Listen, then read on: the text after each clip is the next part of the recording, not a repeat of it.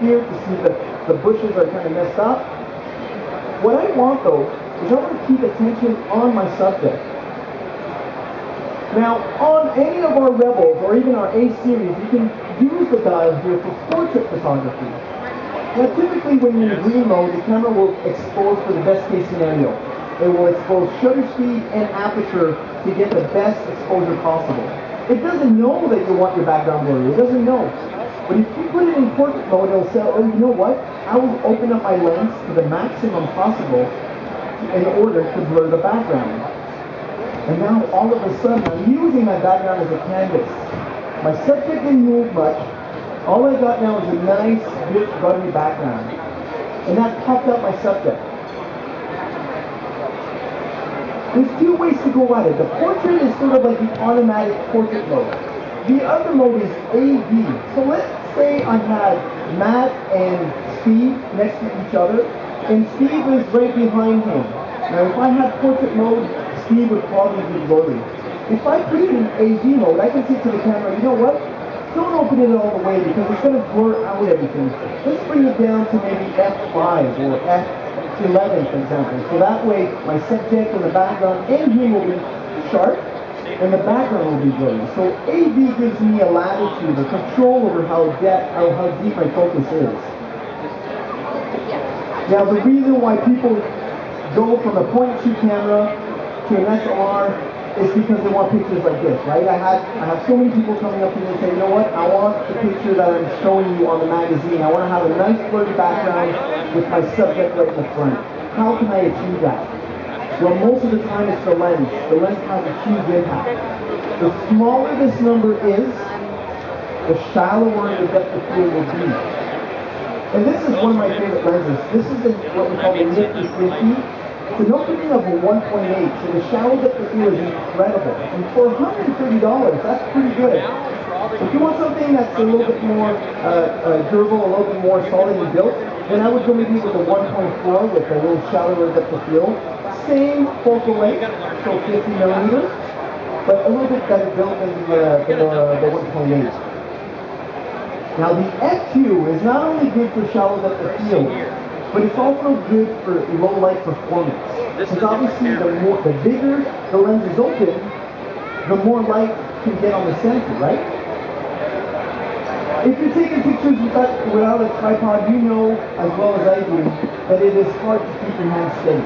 Because you have to slow down your shutter speed in order to get enough light on the sensor. The T4i, which is one of our latest cameras, offer you 4 images, consecutive images. So I'll take a burst of 4 pictures, and the camera will determine which one is the best one, or which one is the less blurry one. So between picture number 1 and 3, it'll say, oh, you know what, number 2 is the best one. I will keep that picture for you. So that's built in the camera now. So it's kind of hard to take bad pictures even in low light. Now, what would be the other way to get better performance in low light? Anybody know?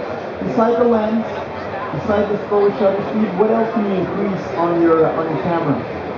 Yes, absolutely. If you wanted to increase the ISO, right? If you wanted to have more sensitivity in low light, you bring up the ISO. And you guys remember the old days when you had film? You had like 200, 400 millimeter, and 800 millimeter. The higher you would go in the film, the more grain you would introduce to your film. But it would be good at low light. Same thing happens in the digital world, but we call it noise. So this is the noise that you get. And I'm sure you've seen this on a cell phone. When you take a picture with a cell phone, it's incredible how noisy and grainy that picture is. And that's because it had to bring up the ISO so high that the picture got distorted when it took the image. With any of our Rebels, you can use what we call noise reduction. So the camera will know, you know what? That's noise. That's not a pixel from the image. So I'm going to remove that and replace it with a better pixel. So enabling noise reduction on your camera will increase the quality of your images in low light.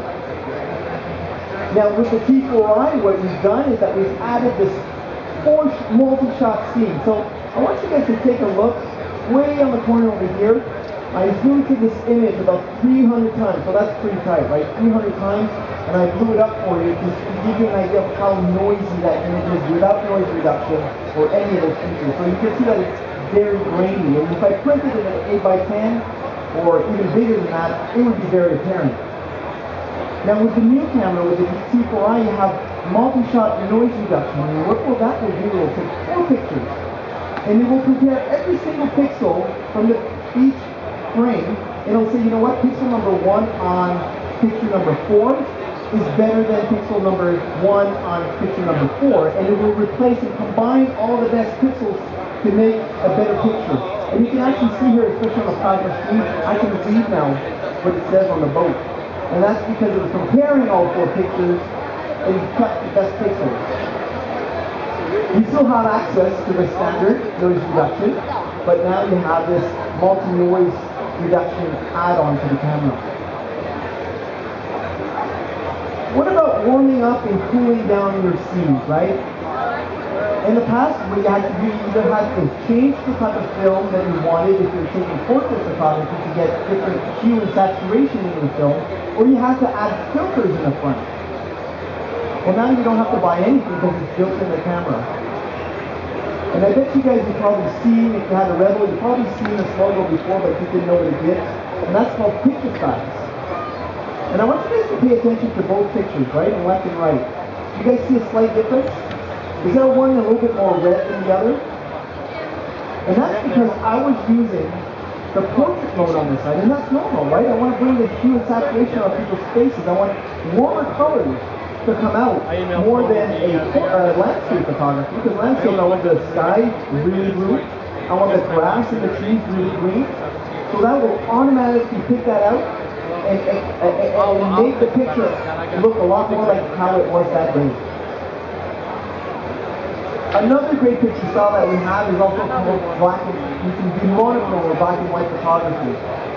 And it's funny because photography all started black and white. When people started to get their own labs at home, most of them were shooting in black and white because it was just so inexpensive to have the chemicals and whatnot. But since we've gotten the digital world, it doesn't cost anything to take pictures in colors or in black and white. We kind of forgot about that. But it gives a different aspect to your photography.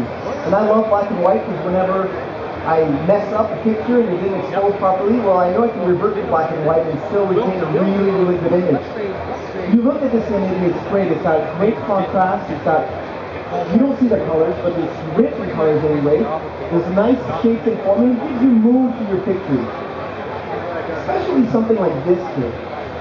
When I saw this in color, it was just different shades of greens. It didn't look that good.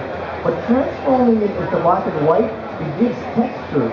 It's a really nice and unique picture. Or even this one here.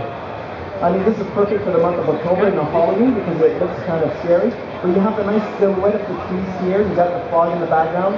This did not look the same in color at all. Actually, it didn't look good in color. When I transformed it to black and white, this is what I got out of it.